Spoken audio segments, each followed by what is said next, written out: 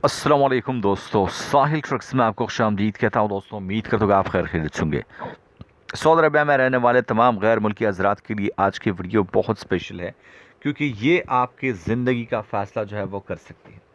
दोस्तों, सबसे पहले रमज़ान 2022 के हवाले से बात की जाए, सऊदी अरबिया ने ऑफिशियली अनाउंस किया है कि कल हफ्ते को सऊदी अरबिया में रमज़ानुल मुबारक का पहला रोज़ा रखा जाएगा। कल 2 अप्रैल 2022 इतवार का दिन है और सऊदी अरबिया में रमज़ानुल मुबारक रमज़ान 2022 का पहला रोज़ा रखा जाएगा।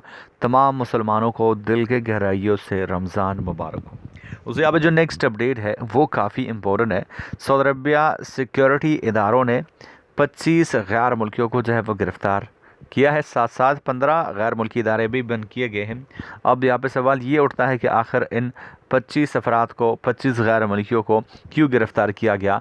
ये डिटेल्स आपके साथ जो है वो शेयर कर रहा हूँ। दोस्तों, इन लोगों को हौसियों के फंडिंग में मुलव्वस होने पर जो है वो गिरफ़्तार किया गया है। दोस्तों, जैसा आप जानते हैं कि हौसी बागी कई बार सऊदी अरबिया पे हमला जो है वो कर चुके हैं। अब इन्हीं के फंडिंग में मुलव्वस 25 गैर मुल्की अफराद को जो है वो गिरफ़्तार किया गया है और इनके ख़िलाफ़ सख्त मुकदमा जो है वो चलाए जाएंगे। ऐसे में सऊदी अरबिया गवर्नमेंट ने 15 जो इदारे हैं गैर मुल्की इदारे, उनको भी जो है वो बंद किया है और उनके ख़िलाफ़ भी स्ट्रिक्ट एक्शन जो है वो लिए जाएंगे। दोस्तों, मैं आपको कई बार क्लियर कर चुका हूँ कि सऊदी अरबिया में आपका उठाया हुआ एक गलत कदम आपको उम्र भर के लिए सऊदी के जेलों में डाल के आपकी ज़िंदगी जो है वो बर्बाद कर सकता है। मतलब कोई भी ऐसा काम आपने नहीं करना जो कि सऊदी अरबिया के कानून के ख़िलाफ़ हो, चाहे वो छोटा जुर्म हो बड़ा हो।